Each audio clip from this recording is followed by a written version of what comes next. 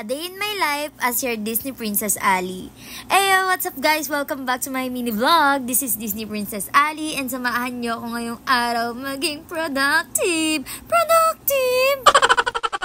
So for today's ganap nga guys ay magpapanails ako since natanggal ang isang fingernails ko at baka mapagkamalan pa akong may ginagawang masama. Huy!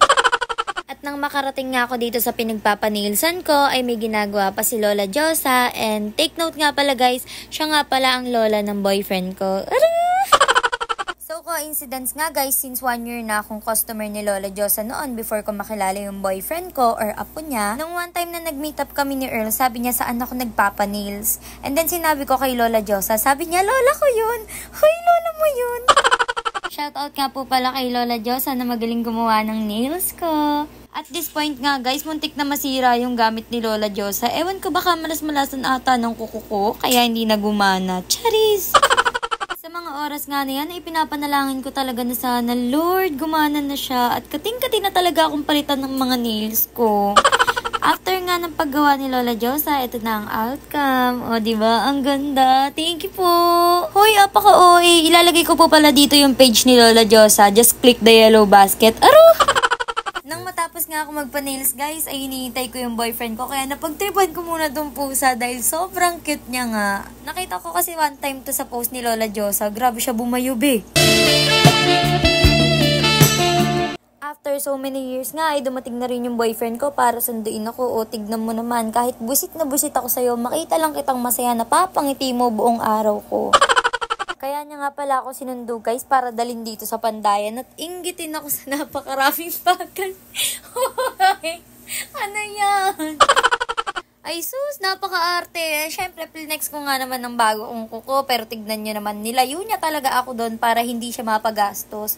Sabi niya pa nga sa akin, oo, alam ko na gagawin ko sa 14 dahil pagod na siya sa pagpaparinig ko sa kanya buwan-buwan. Dahil nga buwisit akong girlfriend, ay talagang binalik-balikan ko yan. Kaya ginawa niya na, tinakpan niya na lang ang mata ko. After nga namin sa Pandayan, guys, ay umuwi na kami sa kanila dahil magpapaturo ako sa kanya mag-computer. Pero pinakain muna ako nila mama and super sarap ng pagkain dito. Take note guys, hindi ako kumakain ng gulay or kare-kare. Pero nung natikman ko talaga tong kare-kare ni mama, ay simut sarap, magic sarap. After nga namin kumain guys, ay tinuruan niya na ako mag-computer. Guys, hindi niya ako tinuruan dito. Binisit niya ako. Ako pa naman guys, yung tipo ng tao na sobrang focus sa pag-aaral. Pag pag-aaral talaga pag-aaral. Hoy, sinungaling! Medyo nahihirapan nga ako sa computer guys, kaya pinahiram muna sa akin nila mama at itong boyfriend ko yung PC nila para makapag-practice daw ako since computer nga ang subject namin dito. Kaka-cellphone ko to guys, kaya hindi ako marunong mag-computer. Nang matapos nga ako ay super proud ako sa sarili ko dahil without the help of my boyfriend, nagawa ko yung activity namin sa ComLab. Then after nga nun ay sabi ng boyfriend ko, samahan ko daw muna siya magpagupit dahil hindi naman siya nagpapagupit nang hindi ako kasama. Aro! Ilang beses pa naming pinagtalunan kung magpapagupit ba siya o hindi at ilang bato-batopik ang nagawa namin since nanghihinayang nga daw siya at mahaba na. As a supportive girlfriend, binigyan ko siya ng choice. Sabi ko magpagupit ka na para pumaugi ka. Pero noong mga oras na yan, feeling ko nagsisisi na siya sa naging decision niya sa buhay. Though wala pa namang outcome pero natatawa ko sa itsura niya dan dahil tulala na siya. Ako kasi yung nag-decide ng hairstyle niya ngayon guys. Hindi ko alam kung galit ba siya sa akin or tulala lang talaga siya. Daw wala pa namang outcome pero nakikita kong pogi siya dito. Pero gustong gusto ko talagang tumawa dyan guys. Mapapapikit-pikit ka na lang talaga kapag hindi mo alam yung kakalabasan ng buhok mo.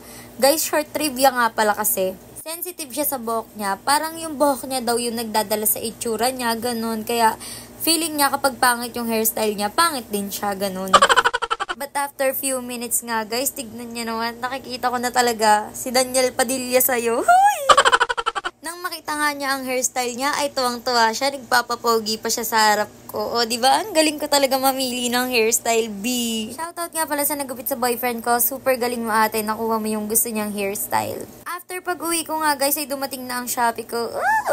Bahan naman. Hindi ko pa nga nabubuksan ang samana ng mukha ng nanay ko. Ayun lang, bye guys!